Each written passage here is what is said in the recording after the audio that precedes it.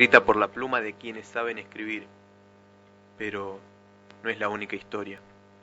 Felipe recorre el tiempo abrazado a los que no tienen voz, porque para él la historia la cuentan los perdedores.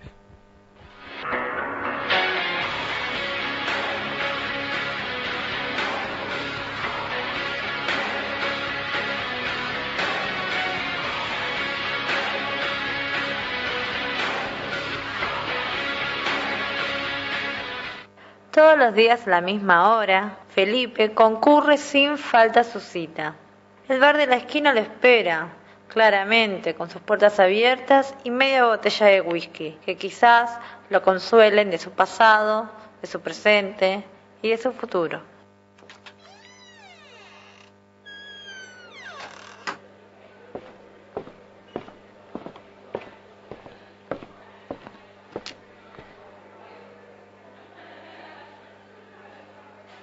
Viva, un whisky por favor. Hola, señor Felipe. Ahí le traigo. No se olvide de pagarme, que el otro día el dueño me cagó a pedo. Regala mi cuenta, che. ¿Sabés que después te lo traigo? Bueno, como usted diga. Pucha, qué ganas de fumar un pucho que tengo.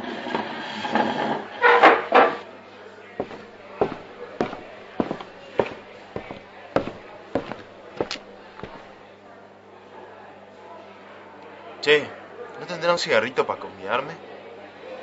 No, viejo, no tengo. ¿Y vos no tendrás? No, che, fíjate que afuera hay un loquito con una guitarra fumando. Muchas gracias.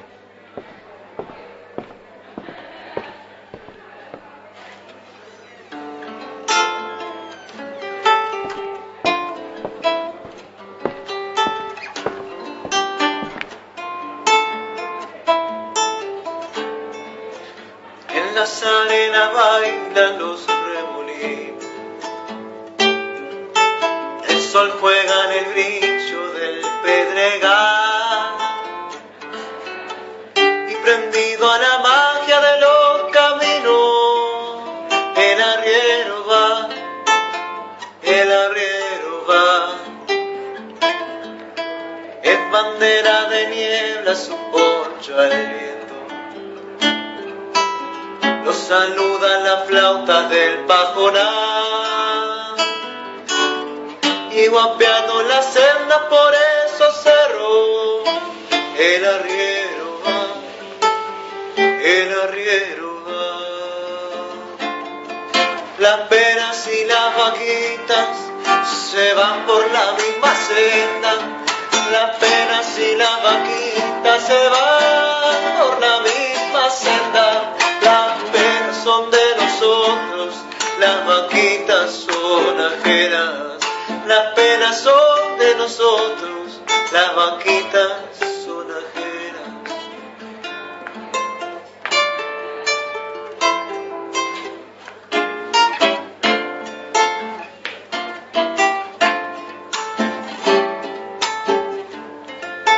Un degüello de sol le muestra la tarde, se han dormido las luces del pedregal, y animando a la tropa, dale que dale, el arriero va, el arriero va. Amalaya la noche traiga recuerdo, que hagan menos pesada mi soledad. Como sombra la sombra por esos cerros, el arriero va, el arriero va.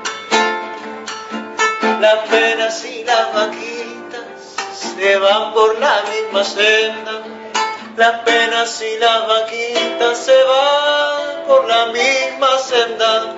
Las penas son de nosotros, las vaquitas son ajenas. Las penas son de nosotros, las vaquitas son ajenas. Y prendido a la magia de los caminos, el arriero va, el arriero arriero va. Viejo, muy lindo. Muchas gracias. ¿Tendrá un cigarrito para convidarme? ¿Sabés qué es el último que tengo? Si querés te doy este. Bueno, peor es nada. Muchas gracias.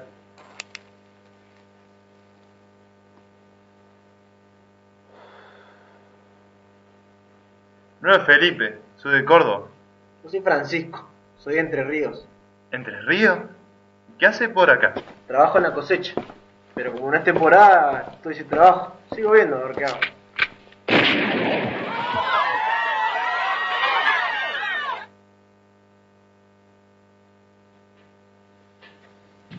Muy buenas tardes a todos, son las 14:18 y estamos en el viaje de Felipe.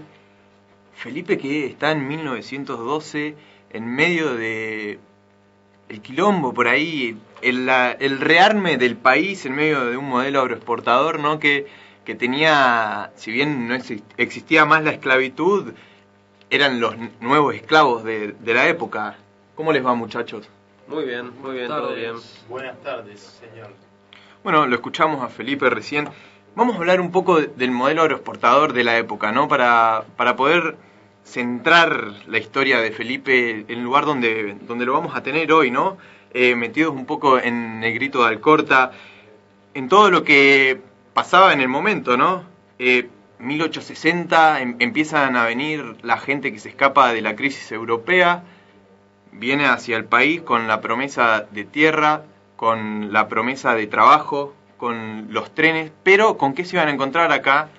Un gran problema, y era el de que si bien el suelo lo manejábamos nosotros en el país, cuando digo nosotros me refiero a los terratenientes, ¿no? Y a los oligarcas, nosotros no teníamos nada que ver con la industria, ni con el transporte, ni con el puerto. Digamos, en otras palabras, nos saqueaban. Sí, claramente. Estábamos en aquel entonces viviendo un país en formación con un modelo agroexportador bastante consolidado que venía de aquellas medidas de los gobiernos que formaron parte de la llamada generación del 80. De la mano de Roca y demás, que necesitaban poblar aquellas tierras que justamente habían despoblado de toda población originaria, indígena y demás. Sin mencionar a los negros que los habían mandado a matar a la guerra del Paraguay, ¿no? Gobierno muy conservador, está claro, ¿no? Sí. Conservadores, sí. Un poco la idea era traer gente que laburara, porque, como bien dijo recién Lisandro, a los pueblos originarios los habían matado, a los negros los mandaron a matar. Entonces, digamos, los únicos que quedaron vivos después de las guerras civiles fueron la clase oligarca y alguna que otra clase baja, media criolla. La época, digamos, recién lo decía Lisandro, de granero del mundo, de la década dorada, ¿no? Donde se aprovechaban de estos títulos para que nosotros nos quedemos contentos, y como le hacían los españoles a los indios, ¿no? A los originarios de acá, le mostraban espejitos de colores, digamos, con un título nos decían, bueno, son el granero del mundo, pero por otro lado se nos llevaban los cereales, se llevaban la lana de nuestras ovejas, de nuestra carne, para industrializarla y después venderlo otra vez, ¿no? Por otro lado, con el tema de la inmigración, hay algo que no tuvieron en cuenta, y es que detrás de una persona viene una ideología, y con esa ideología las personas que se escapaban por ahí de la crisis europea no eran la ideología que buscaban los oligarcas, ¿no? Acá empezaron a crecer en la época a partir de 1860 y posteriores las ideas comunistas, sindicalistas, socialistas, de hecho anarquistas. También, de todo tipo de ideologías, ¿no? De la gente que se escapaba de allá, donde ya había un proceso cultural por ahí más importante, viene acá a desarrollar esos procesos, y son tan importantes esos procesos que Felipe está en ese viaje escuchándolos, ¿no? Alejo, ¿dónde podés encontrarnos? Bueno, vamos a repasar las redes sociales que son en el Facebook, Felipe y los Perdedores, y en el Twitter, @Felipe Marlo. Ahí, bueno, pueden contactarse con Felipe y darle comentarios acerca del programa o remarcar alguna efeméride que quieren que recordemos, algún hito en la historia argentina y, bueno, hablar con los perdedores de esos hitos, ¿no? Yo les recuerdo que nos estás escuchando por Estación La Plata 101.9, el Facebook de la radio es Estación La Plata, el Twitter @Estación La Plata y nos vamos a una tanda.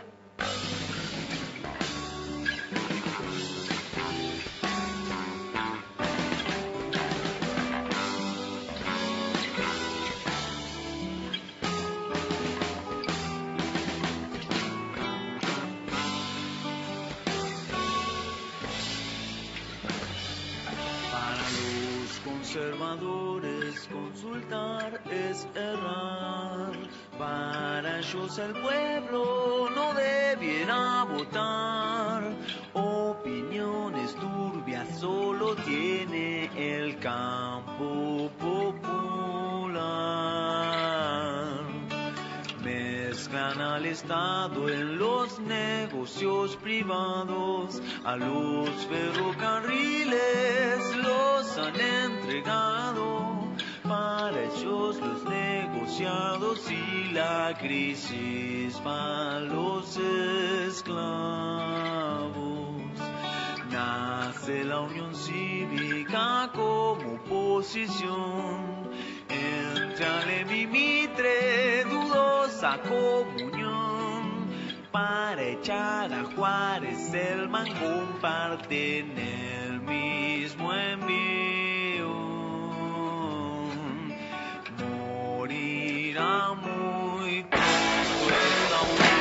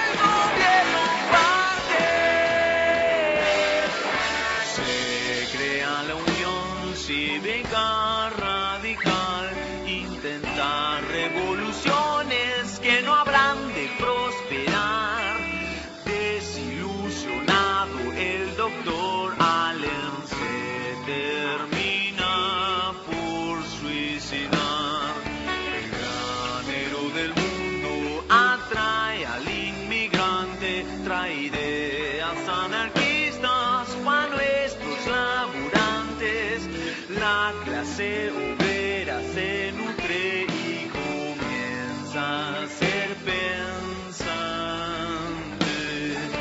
Las primeras huelgas, las primeras conquistas, mejoras laborales, impulsan socialistas. La lucha obrera defiende a una clase desprovista. Sangre redistribucionista. Para el peor son años malos, para el rico carne y para el pobre palo. Reprimen marchas de los sindicatos, Ramón Falcón y su aparato.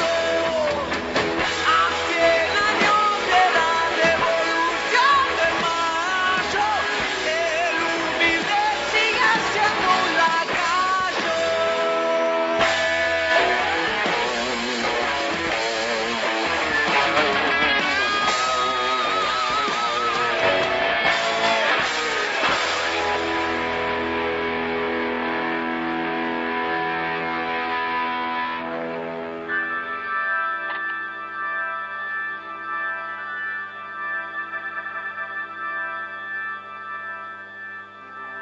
La concepción que tiene un pueblo de su historia lo va a determinar.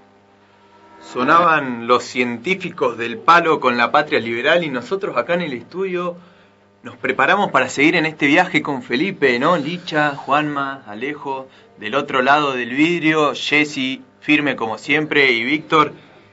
¿Y nos vamos a escucharlo a Felipe? Y tenemos ganas de ver a ver por dónde va ese viaje. ¿Dónde carajo estará metido Felipe, no? Se mete en cada una. Este Felipe, che.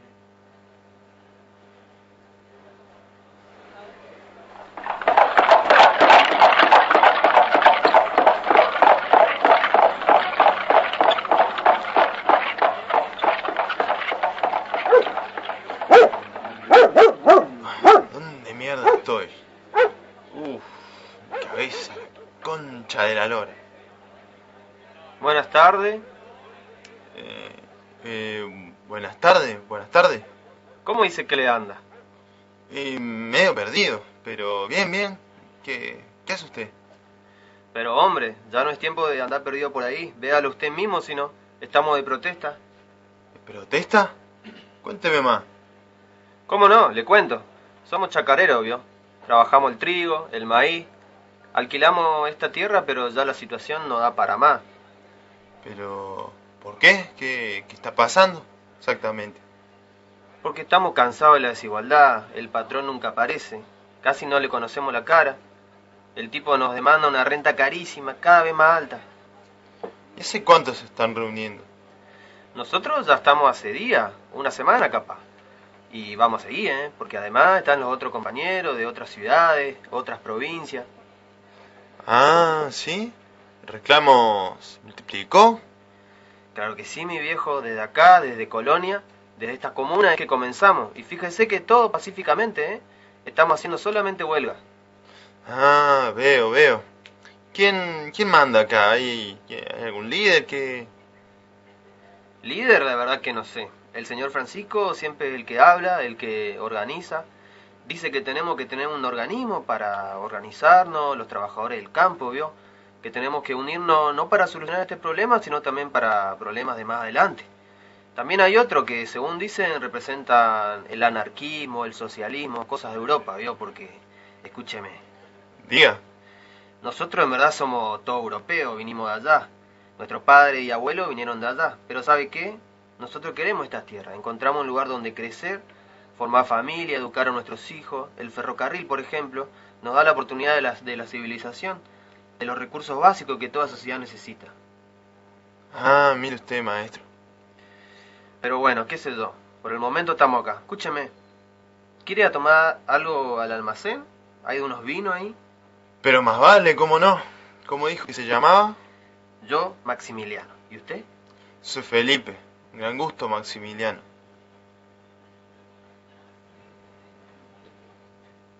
Bueno, pasaba recién Felipe, ¿no? Con sus aventuras. Hablábamos hace un rato de la inmigración. Me parece interesante destacar cómo la gente que viene desde afuera se pudo y logró complementarse con la gente luchadora, trabajadora, con las clases más subalternas por ahí en estos lugares, ¿no? Se arraigó mucho a la Argentina. Es como que los límites de los mapas están en todos lados, pero cuando nos vemos las caras realmente nos encontramos, ¿no? Exactamente, hay que pensar que gran parte de los habitantes que hoy están en la Argentina son fruto de toda esa gente que vino desde Europa, que no solamente vino con su cuerpo, sino que vinieron con sus costumbres, con su forma de pensar, con sus maneras de producir, porque eso es muy importante. Producir todo, porque exactamente, no. Hoy, exactamente, digamos, mucho, no solo en los apellidos, en el lenguaje que utilizamos, palabras como che, como laburo, como birra. Desde saber usar la maquinaria, ¿no? Porque estábamos en una época donde se trataba de profesionalizar el trabajo, la industria, pero no sabíamos cómo manejarlo. Tal cual, por eso mismo aquellas familias que se asentaban acá trataban de construir, por ejemplo, molinos o cualquier tipo de construcción típica de sus padres, de sus abuelos, que las utilizaban en sus territorios originarios allá por Europa. Así que habrá sido muy fuerte aquella experiencia primera de encontrarse con un territorio totalmente virgen y plantarse ahí y además ponerse en relación con los vecinos e ir generando una sociedad. Ahí también, ¿no? Porque si bien acá habían movimientos, digamos, movimientos sociales, ¿no? Que trataban de buscar una patria justa, en Europa eso por ahí estaba más en boga, ¿no? Era como que se sentía más. Y es donde se formó ahí lo que yo pienso que es como una especie de comunidad, ¿no? Entre los que vivían, los que venían, que se daban una mano, como fue el caso de José Netri. ¿Lo tienen a José Netri? Lo tenemos, José Netri, sí, en este contexto sí. Fue un cura muy importante, ¿no? En el contexto de las luchas chacareras, ¿no? Porque José Netri es hermano de Francisco Netri, son los dos italianos y vinieron en esta ola inmigrante, ¿no? Con estas ideas socialistas, se podría decir, a tratar de dar una mano, ¿no? A decir, bueno, está bien, la oligarquía está acá, está bien plantada, pero nosotros podemos hacer un movimiento fuera de la oligarquía. José Netri ponía a disposición su iglesia que tenía en Alcorta. Muy bien. Para que después de la misa de todos los domingos se reúnan los chacareros. Entre los que se reunían estaba alguien muy importante en esa época que no me acuerdo el nombre, me van a matar porque no me acuerdo el nombre. Mientras se acuerda el nombre de Ezequiel, a mí me parece interesante. Bulsani. Muy bien, me parece interesante señalar la importancia que tuvo no solo en Argentina sino en toda Latinoamérica los movimientos, pues todos conocemos la institución iglesia, lo que es, pero en América Latina han tenido un rol, como el caso de José Netri es un ejemplo. Padre Mujica, para venir más acá. Claro, de cercanía con las clases populares. Donde no tercermundista en esa época, pero sí por eso surgió después, pero de cercanía, ¿no? Con las clases populares. Ahí decís, la puta madre, de algo sirve la iglesia, loco, ¿no? Porque estamos tan acostumbrados a siempre estar en contra que uno dice, bueno, algo bueno tienen que tener, ¿no? Es que toda institución tiene su ala izquierda y su ala derecha, hasta en los partidos de izquierda. Tal cual. Derecha también. En fin, son las 14:35, un día hermoso para continuar en este viaje que Felipe escuchando y los perdedores. Hablando sobre historia, ¿no? Qué divertido. Hermoso, Antes de ir a la tanda y al tema musical, quiero hablar unas palabras sobre Francisco Netri, si me permiten. No sé si te lo voy a permitir, ¿eh? No, pero tiene cara trompada. Rapidito, che. Me interesa señalar, bueno, como dijo Ezequiel, Netri era italiano, estudió abogacía en Nápoles y, bueno, vino acá con toda su familia por la inmigración.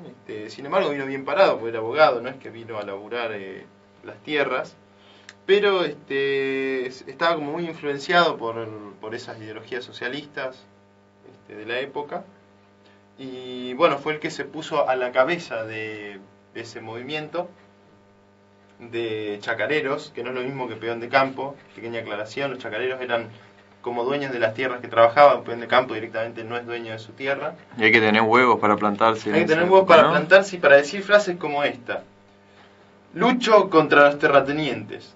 Los campesinos deben ser dueños de las tierras que trabajan. Que venir acá a la Argentina a decir eso es como ir a la Boca, ponerse una camiseta de River y decir aguante el Vasco Arrobarrena. Bueno, yo te digo, aguante Felipe y los perdedores, y así nos vamos al corte.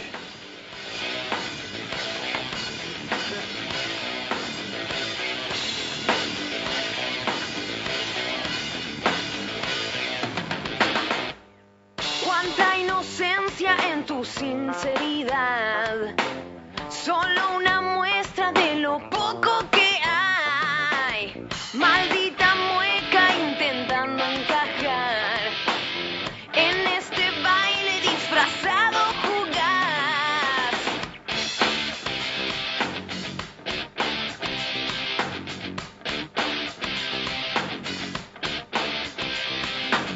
Cadáveres de la nueva generación, mucha atención a este 50% off.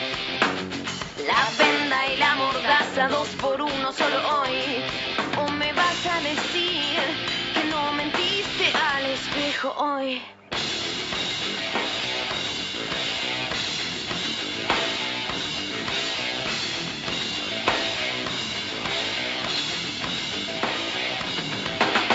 Ingenua ausencia de materia mental. No es tan difícil vivir la verdad. Vas perfumando con este gran ritual de condenarte a hacer algo más.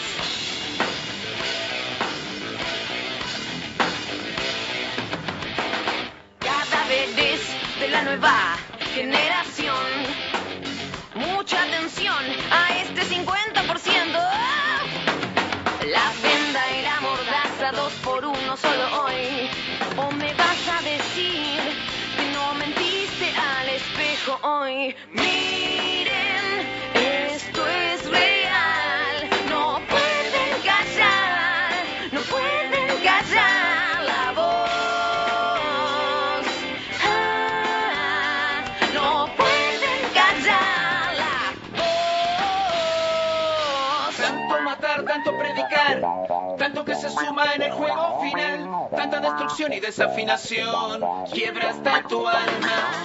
Mucho campo para romperme un poco, vitamina la que me pone nervioso. Cuando será el día que las cosas ya no aumenten, porque todos los días la diferencia se siente. Indio, gente, indigente que está presente, porque todos los días sin diferencia se siente que hay un poder indecente que juega con el hambre de la gente. Miren, esto es real. Miren, esto es real. No pueden callar, no pueden callar la voz. No pueden callar, no pueden callar la voz que viene de adentro.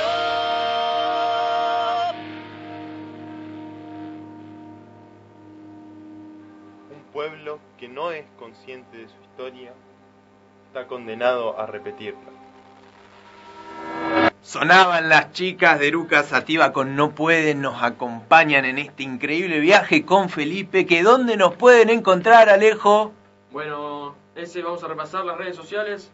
En el Facebook estamos como Felipe y los Perdedores y en el Twitter como @Felipe Marlow. Ahí pueden dejar su opinión del programa, que es tan importante para que nosotros sigamos mejorando programa a programa, ¿no? Me gusta, ¿no? Edición. ¿Cómo suenan los perdedores? Me gusta estar adentro del viaje de los perdedores. Y Ustedes, si soy hincha de muchachos, Racing, obvio que te va a gustar. vos sos de... Vos no sabés si sos de Olimpo, De que Boca. si sos de Boca. Entonces, orgulloso de ser un perdedor. Está bien. Vamos con el viaje de Felipe. ¿Dónde carajo estará Felipe?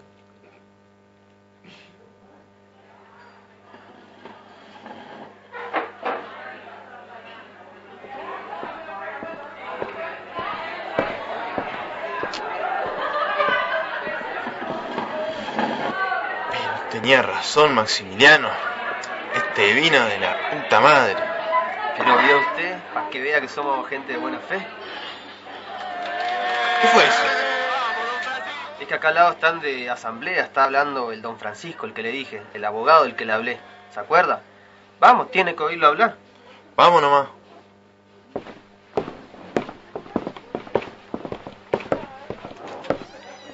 Estos hombres del campo ya no luchan para sí, sino por sus hogares y por sus hijos, para que tengan la seguridad de un futuro del que ellos carecen.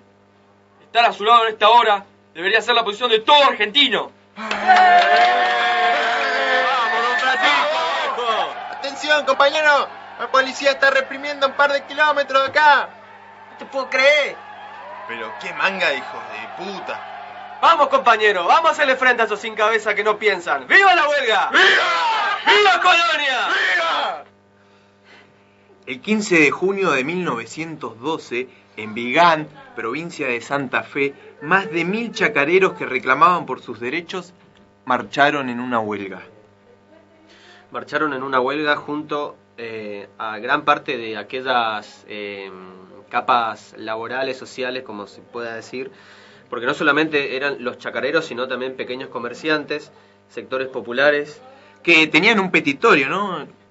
marchaban por las rebajas en los arriendos, por no tener un costo en las tierras donde vivían, ¿no? Y donde también se hacía el pastoreo de los animales.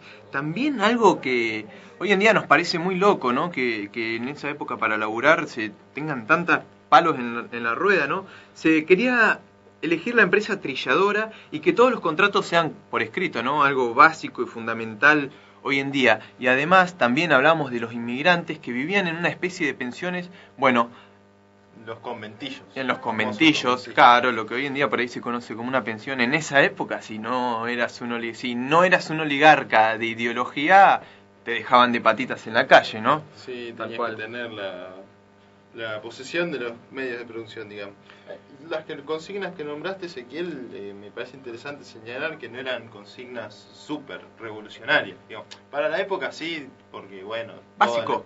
Eran cosas básicas, tal cual. Un poco repartir un poco las tierras, un poco repartan un poco el tesoro, digamos. Y es muy loco, ¿no? También es muy interesante estos movimientos sociales porque no era algo normal decir, bueno, vamos a ir en contra del poder, vamos a ir a que nos caguen a palos, ¿no? Y además poner un ultimátum a la oligarquía, ¿no? Y decirle, viejo, si en 15 días vos no me das una respuesta, no me firmás un contrato, nosotros te vamos a armar quilombo. Y se armó quilombo. El 3 de julio, el gobierno, que en medio de toda la ley Sáenz Peña, ¿no? Con el voto para todos, se junta con Francisco Netri, con los terratenientes, con Bulzani, y deciden que no les van a dar pelota, básicamente. Sí, no habían ido a la reunión que les habían propuesto, por eso se largó la huelga, básicamente. Y bueno, y a partir de ahí Como que los propietarios se resisten, ¿no? se dan una serie de represiones. Sí, se suscribe el contrato porque los terratenientes, los chacareros, digamos, los sectores más agropecuarios, lo que buscaban era, a esa reunión fueron con un contrato diciéndole, mirá, nosotros queremos esto, que sea así, asá, pero no le dieron pelota. Dura 40 días esta especie de huelga, ¿no? Pero en algunas provincias dura un tiempo más. Exactamente, era en la región que integran, porque esto está ocurriendo al sur de Santa Fe, pero también ocurrían huelgas y movilizaciones en Córdoba, en parte de Buenos Aires, En La toda la región Pampa. pampeana. En toda la región pampeana. Y vale destacar también que no fue que dijeron, bueno, vamos a hacer una huelga y va a estar todo bien. No, los cagaron a palos. Literalmente. Menchaca, que fue el gobernador radical elegido, el primer gobernador electo por el voto popular por la ley Sáenz Peña, gobernador de Santa Fe, manda a una comisión negociadora, supuestamente, entre el gobierno y los chacareros, donde además de mandar a los que iban a negociar, manda a la policía, ¿no? Entonces ahí vemos cuáles eran los tintes, cuáles las intenciones, tal Sí, cual. formas que se hacían en la época, ¿no? Después vendría la Semana Trágica más tarde, la Patagonia Rebelde. Bueno, a raíz de esto, Felipe, quise decir Francisco Netri, Pero Felipe que lo- estaba ahí, que lo Felipe vio estaba Felipe ahí. hace un rato, claro, impulsó a los chacareros a la organización, a crear lo que después sería una Organización Nacional de Agricultores. Ujú. El sindicato Los de sindicatos, chacareros que básicamente. hoy se llama la Federación Federación Agraria, básicamente, para contrarrestar lo que era la sociedad rural. 14:46, Juanma, y nos vamos a un temita musical con Felipe y los perdedores. Los dejo en este viaje con la música de Jesse.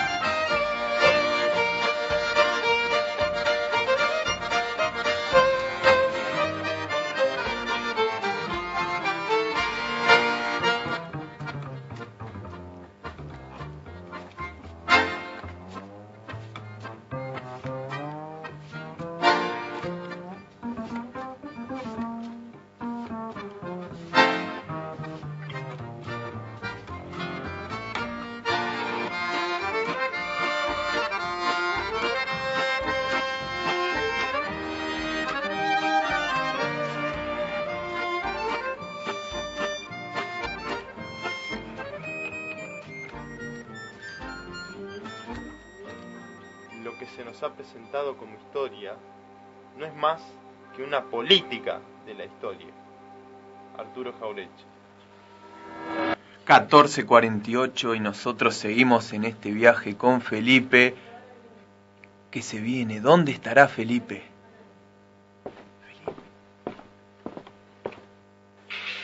¿Un matecito, don Maximiliano? Más vale, mi viejo. Ya van casi 3 meses y recién podemos decir que estamos unidos, ¿no? Así es, maestro.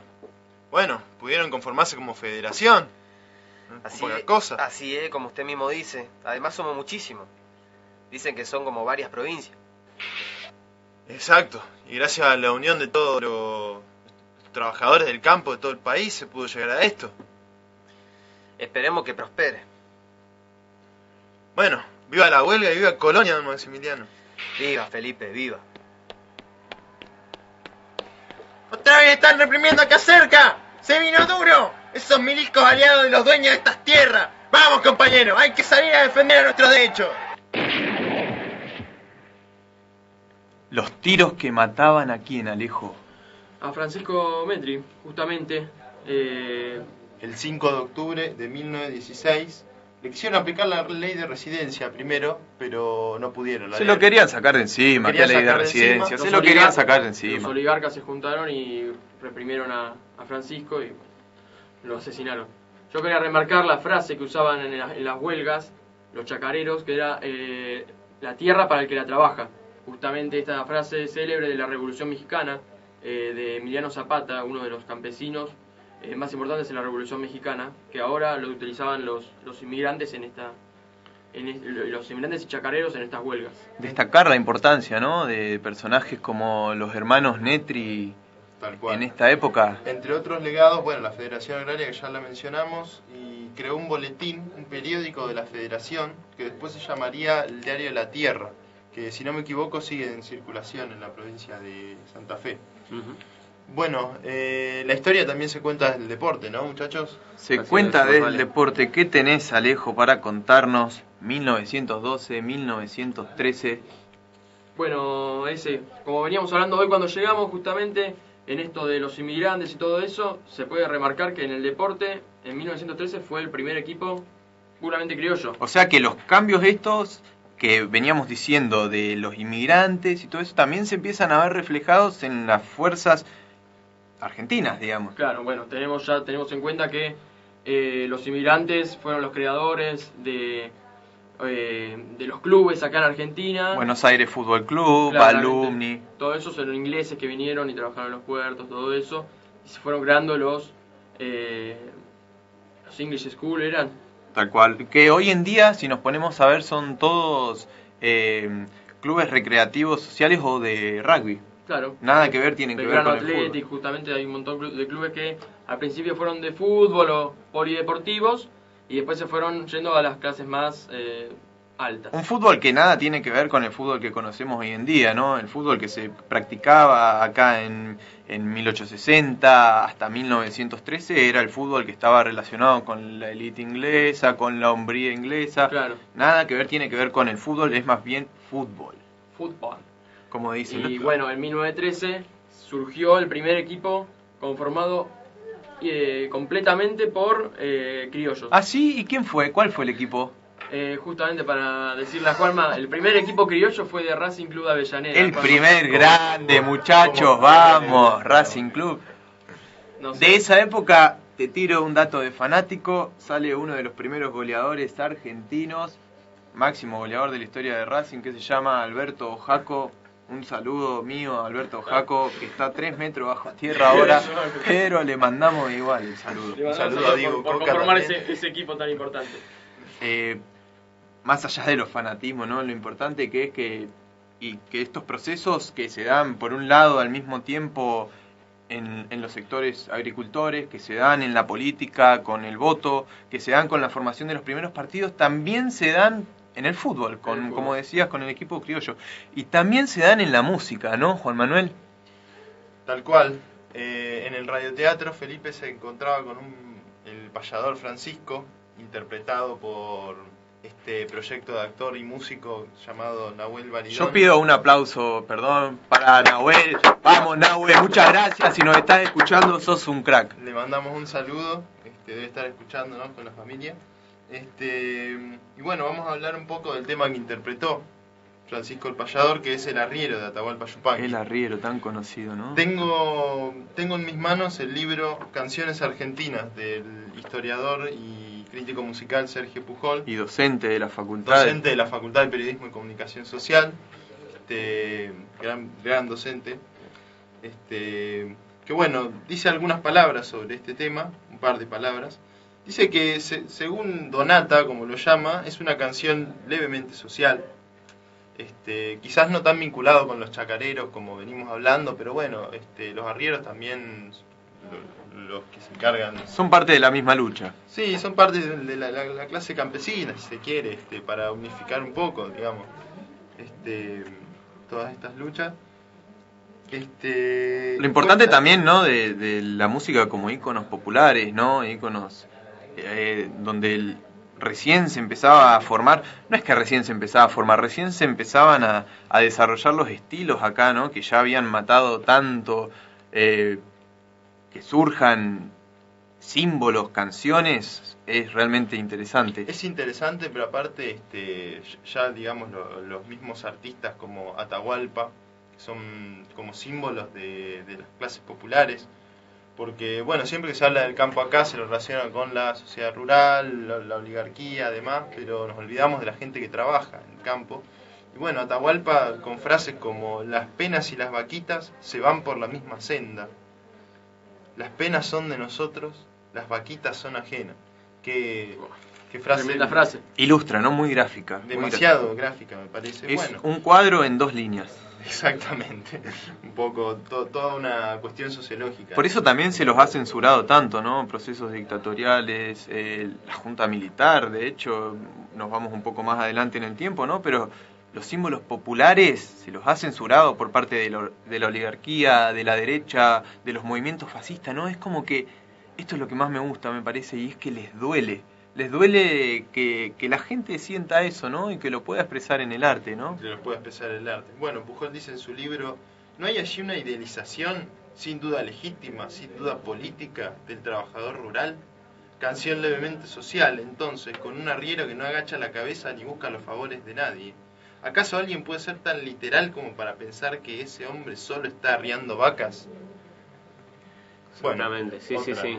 Extendiéndose por ahí en lo que propone Atahualpa con su canción, que si vamos al caso, canta valiéndose de lo que él ve, que es de todo ese mundo campesino, chacarero, arriero, que no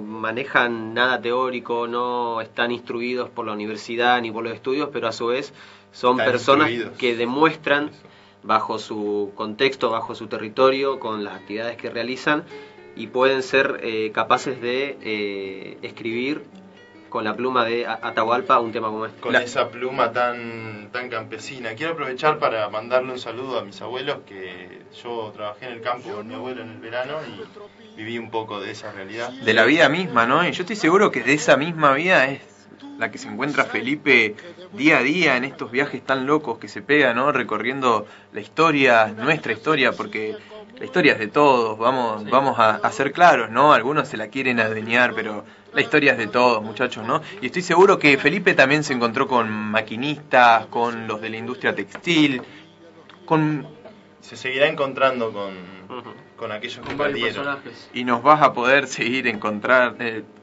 todos los viernes a nosotros desde las 14 horas, mejor dicho, a las 2 de la mañana, se complica un poco, pero desde las 14 horas vamos a estar haciendo este recorrido, este hermoso recorrido con Felipe, que ahora nos va a dejar en un tema musical. Y aunque no valga la pena, Jarote, que no son quejas, un portón lleno de rejas y allá en el fondo un chalet, lo recibirá un vale que anda siempre disfrazado, mas no se asuste, cuñado, y por mí pregúntele.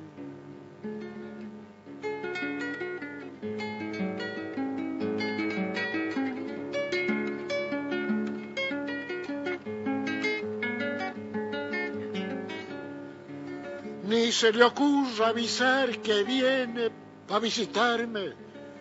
Diga que viene a cobrarme y lo han de dejar de entrar.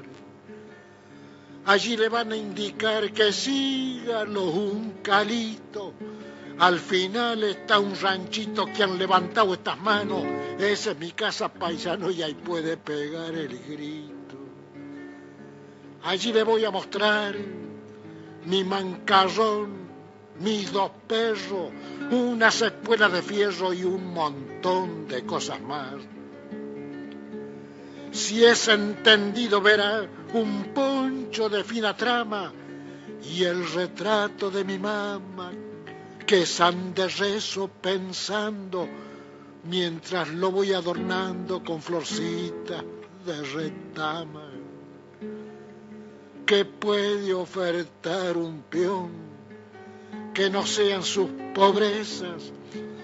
A veces me entra tristeza y otras veces rebelión. En más de alguna ocasión quisiera hacerme perdiz para ver de ser feliz en algún pago lejano, pero la verdad, paisano, me gusta el aire de aquí.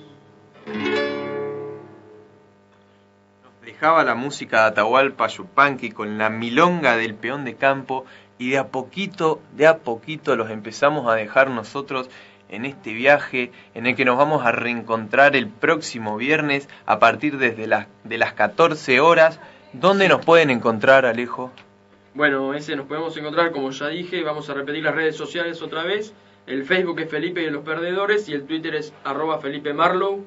Vamos a reencontrarnos a las 14 horas, si Dios quiere, si no sufre ningún contratiempo el operador por ahí, si no llegamos a horario, ¿no? Si el conductor no tiene que ir a Buenos Aires. Si el conductor no tiene que ir a Buenos Aires, o el panelista, el taxi no le para el taxi, ¿no? No le pare el taxi, viejo. Chofer, para el taxi. Bueno. Un placer haber estado con ustedes adentro del estudio, muchachos. Un placer también tener grande atrás de ese hermoso vidrio sucio a Jessy y a Víctor. Un trapito, muchachos, un trapito, no les cuesta nada. Nosotros los dejamos en este especial viaje de Felipe y los Perdedores, pero no se olviden que ni bien termina este programa, viene el próximo, Hacete Escuchar.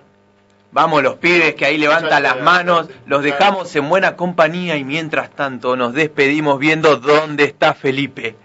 Hasta el próximo viernes. Concha de la lora, otra vez estoy en el bar de mierda. ¿Qué habrá pasado con esos campesinos que protestaban? ¿Me habré encontrado con los protagonistas de una historia grande? ¿Habrán perdido esa lucha? ¿Será que eso... será por eso justamente que fueron protagonistas de su historia? Hola, ¿qué hace, guacho? Ando necesitando un puchito.